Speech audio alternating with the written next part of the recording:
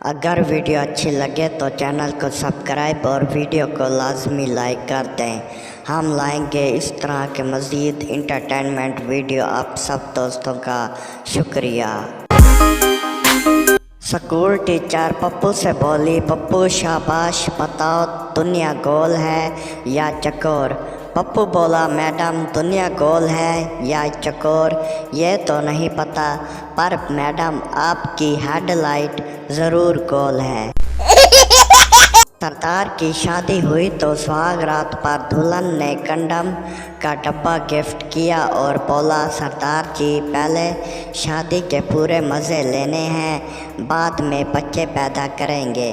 सरदार बोला, वो कैसे? दुल्हन बोली, ये जो आपको गिफ्ट किया है इसको बस अपने औजार पर लगाना, फिर बच्चे नहीं होंगे और खूब इंजॉय करेंगे। सरदार बोला, ठीक है जानू।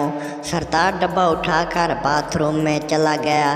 काफ़ी टाइम बाद जब सरदार बाथरूम से नहीं निकला तो दुल्हन ने आवाज़ लगाकर पूछा, सुनो जी कहाँ रह गए हो, जल्दी करो।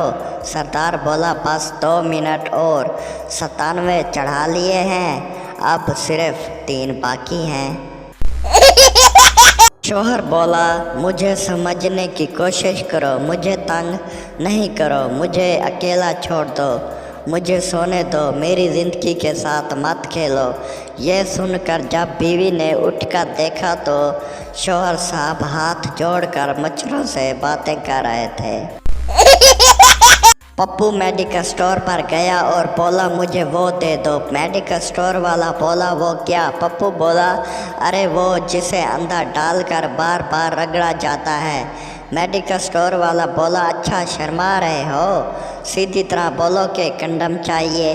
पप्पू बोला, अरे नहीं टूथब्रश की बात कर रहा हूँ। एक आदमी की शादी हो गई। सुहाग रात को वो अपने कमरे में गया तो सबसे पहले बीवी के कपड़े उतारे और बीवी के गुब्बारों को दबाने लगा। जब बीवी गर्म हो गई फिर लड़के ने अपने औजार पर तेल लगाकर बीवी की मशीन में डालने की बजाय पिछवाड़े में डाल दिया।